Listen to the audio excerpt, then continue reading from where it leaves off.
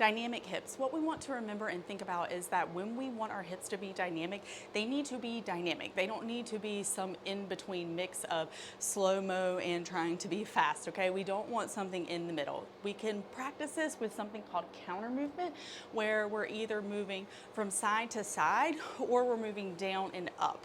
What we want to practice is the counter and then the go. We don't want to kind of rev up to do the movement.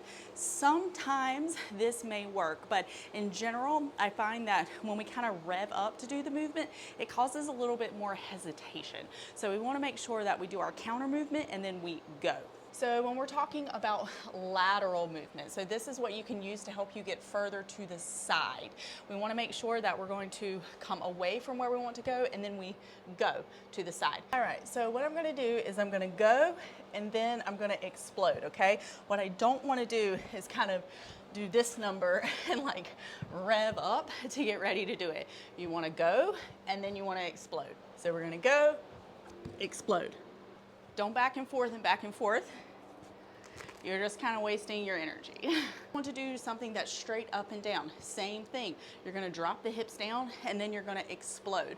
You don't even have to practice latching a hold if that still feels just a little bit too much for you right now. You can just kind of slap where you're trying to go and know that we are focusing on the movement of the hips. It's not even about latching the hold right now. It's about getting the hips to be as dynamic as possible and practicing what it feels like to put that explosive motion together on the wall.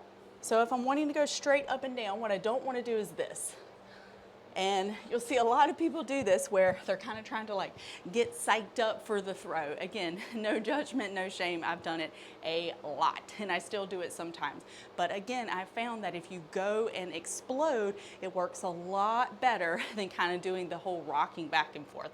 We do a vertical counter movement. We make sure that we want to go, explode. Okay? Again, the focus is on the hips. And I want you to think about pulling with your arms. I want you to think about boom, go, explode. You'll find that you're able to use this even sometimes in easier terrain where you're not having to pull through every move and you're able to use just a little bit of counter movement to help you get to holds more efficiently. And that way you're also not using up one of your pulls unnecessarily. All right, so that is your counter movement drill.